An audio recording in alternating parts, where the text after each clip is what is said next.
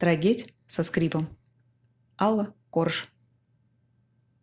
Встретился Кике на жизненном шоссе один молодой, но многообещающий актер.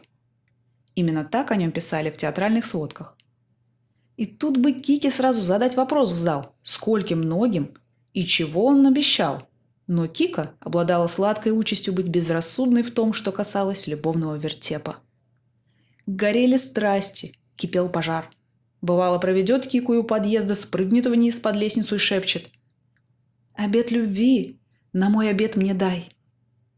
«Ну как тут быть? Будет вам обет», — шептала в ответ ему наша радостная Кика и тащила актера на заслуженный обед.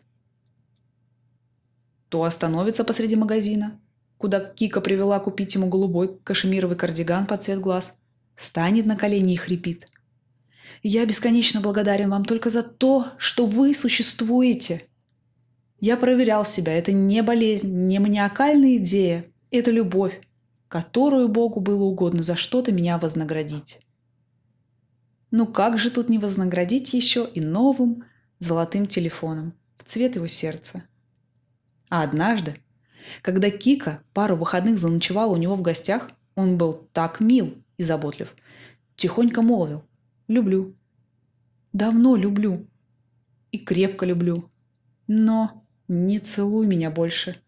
Я слабею. У меня голова кружится. Я не ручаюсь за себя». Такой трогательный. Потом, зараза, стал немного пропадать. То не сразу перезвонит, то сообщение не увидит. Кика ему выговор сделала, а он ей в стихах: «Мне дорог день, мне дорог час, а я в напрасной скуке трачу судьбой отсчитанные дни, и так уж тягостны они». Ранимый, милый, творческий человек. Актер. Кика усовестилась и отправила ему курьером дорогие часы, чтобы дать понять, как ценит его время. Бац! И тут вообще новости интересные. Едет актер в отпуск, да не один, а с известной широкими кругами меценаткой. Ко всему прочему, давней вражиной Кики. Кика в истерике звонит, чтоб не смел, а тот ей плачет: «Нельзя мне, Кика, не по своей воле еду». Кика грызет от злости трубку и грозит своим смертоубийством, раз он бросает на произвол. А он сквозь рыдания: «Как же я могу хотеть вашей погибели, когда я люблю вас больше всего на свете, больше самого себя?» И поехал гад. Кика этого уже, конечно, простить не смогла. Занемогла. Лежала в бреду, не ела неделю, потом стала книги читать о любви. Там она все эти цитаты из актера и обнаружила. И Шекспир, и Куприн, и Островский, и даже наше все Пушкин скоммуниздил у актера кусок стихотворения, в Онегина сунул.